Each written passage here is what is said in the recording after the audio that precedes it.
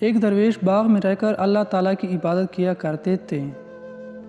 اس باغ میں بے شمار درخت پھلوں سے لدے ہوئے تھے، امرود، سیب اور انار جیسے لذیذ پھل اس درویش کی غذا تھے۔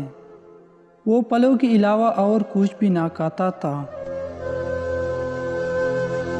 ایک دن اس درویش نے ترنگ میں آ کر اللہ تعالیٰ کی بارگاہ میں اس بات کا عہد کیا: اے اللہ، میں تجھ سے عہد کرتا ہوں کہ میں ان درختوں سے کسی بھی وقت پھل نہ توڑوں گا اور نہ کسی دوسرے سے کہوں گا کہ ان کو توڑ دیں۔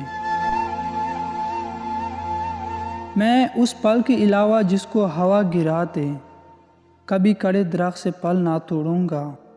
ایک مدت تک وہ درویش اپنے عہد پر قائم رہا، یہاں تک کہ اس پر اللہ تعالیٰ کی طرف سے آزمائش کی گھڑی آ گئی اور اللہ تعالیٰ کے حکم سے ہوا نے 5 دن تک زمین پر کوئی پھل نہ گرایا۔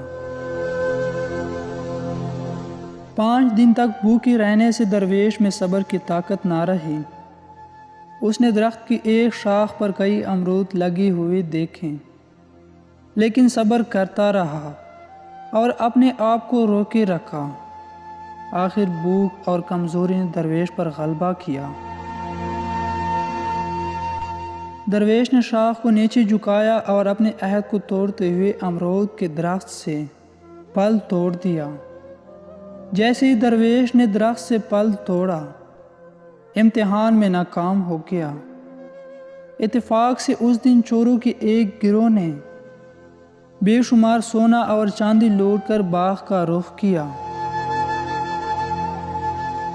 اور جس جگہ درویش کا ٹھکانہ تھا اس کے نزدیک ہی بیٹھ کر آپس میں چوری کا مال بانٹنے لگے۔ اسی دوران کسی نے کوتوال کو مخبری کر دی۔ کوتوال کے آدمی جلدی سے وہاں پر پہنچے۔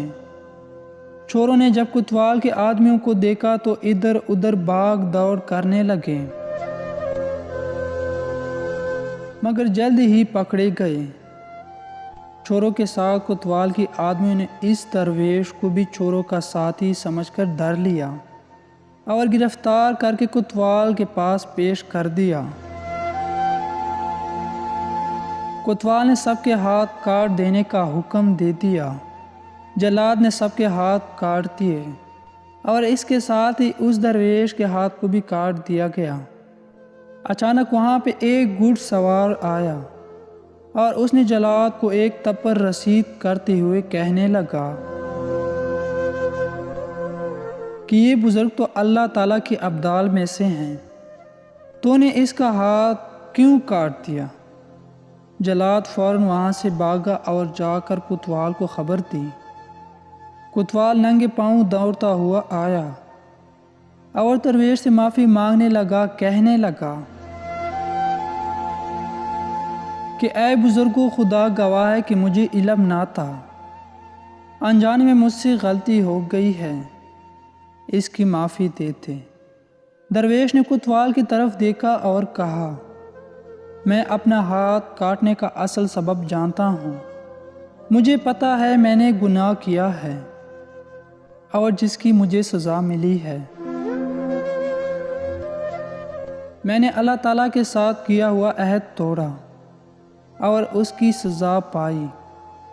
تمہارا اس میں کوئی قصور نہیں، میں نے تجھے معاف کیا۔ یہ کہہ کر درویش باغ کی طرف چلا گیا اور اللہ تعالیٰ سے عہد توڑنے کی معافی مانگی۔